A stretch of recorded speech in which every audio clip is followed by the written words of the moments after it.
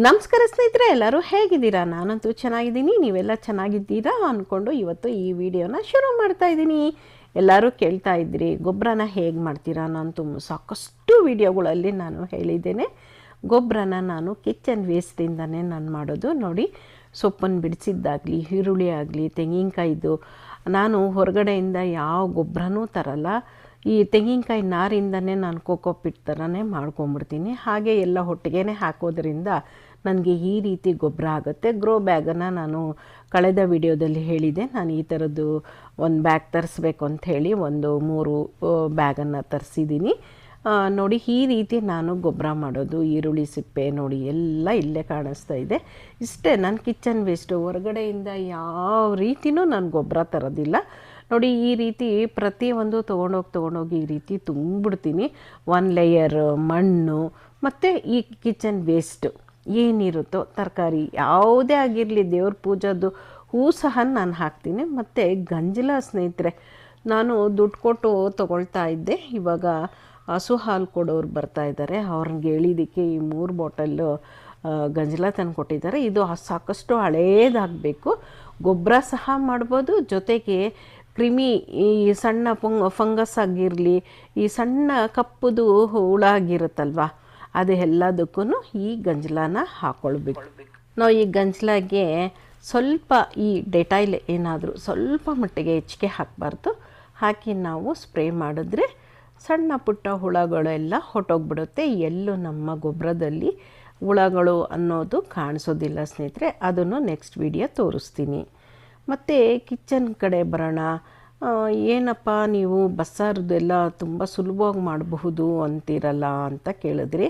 ಹೌದು ಸ್ನೇಹಿತರೆ, ಸುಲಭವಾಗಿ ಮಾಡೋದು ಅಂದರೆ ನಾವೇನು ಮಾಡಬೇಕು, ಈ ರೀತಿ ಜೀರಿಗೆ ಚೆನ್ನಾಗಿ ಹುರಿದು ಒಂದು ಡಬ್ಬಿಲಿ ಇಟ್ಕೊಳ್ಬೇಕು ಸ್ನೇಹಿತರೆ.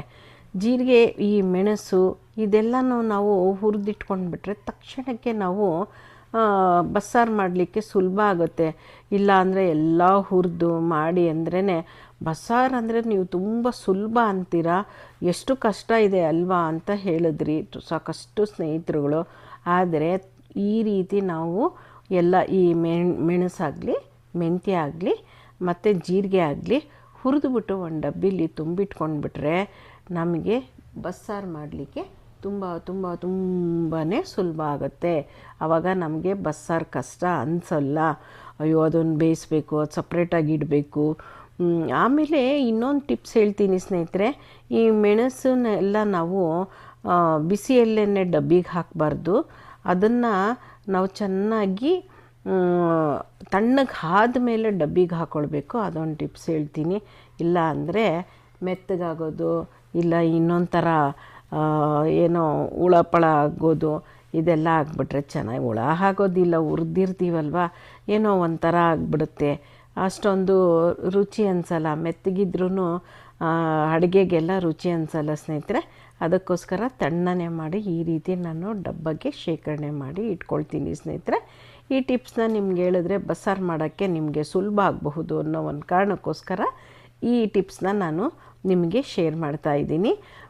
ನಾನು ಪ್ರತಿ ಸಲಿನೂ ಅಷ್ಟೇ ಬಸ್ಸಾರು ಬೇಗ ಮಾಡ್ತೀನಿ ಅನ್ನೋದಕ್ಕೆ ಕಾರಣ ಈ ಜೀರಿಗೆ, ಮೆಂತ್ಯ, ಮೆಣಸನ್ನ ಈ ರೀತಿ ಹುರಿದು ಎಲ್ಲ ಇಟ್ಕೊಂಡಿರ್ತೀನಿ. ಮತ್ತು ಹುಣಸೆಹಣ್ಣು ಲಿಕ್ವಿಡ್ ಮಾಡಿ ನಾನು ಇಟ್ಕೊಳ್ತೀನಿ. ತಕ್ಷಣಕ್ಕೆ ನಮಗೆ ಬಸ್ಸಾರು ಬೇಕು ಅಂದರೆ ನಾನು ದಿಢೀರಂತ ಮಾಡೋದೇ ಈ ರೀತಿ. ಈ ಸುಲಭವಾದಂತಹ ವಿಷಯನ ನಿಮಗೂ ಹೇಳೋಣ. ಯಾಕಂದರೆ ಸಾಕಷ್ಟು ಜನ ಹೇಳಿದ್ರಿ ಬಸ್ಸಾರು ಮಾಡೋದೇ ಮಹಾನ್ ಕಷ್ಟ ಅಂತ. ಕಷ್ಟಪಡೋ ಅಂಥ ಅವಶ್ಯಕತೆ ಇಲ್ಲೇ ಇಲ್ಲ. ಈ ರೀತಿ ನೀವು, ಯಾಕಂದರೆ ಗೃಹಿಣಿಯರಿಗೆ ಗೊತ್ತು ಕಷ್ಟ ಏನು ಅಂತ. ನೆಕ್ಸ್ಟ್ ವಿಡಿಯೋದಲ್ಲಿ ಸಾಕಷ್ಟು ವಿಷಯನ ತಿಳಿಸ್ತೀನಿ. ಹೋಗಿ ಬರ್ತೀನಿ. ನಮಸ್ಕಾರ ಸ್ನೇಹಿತರೆ.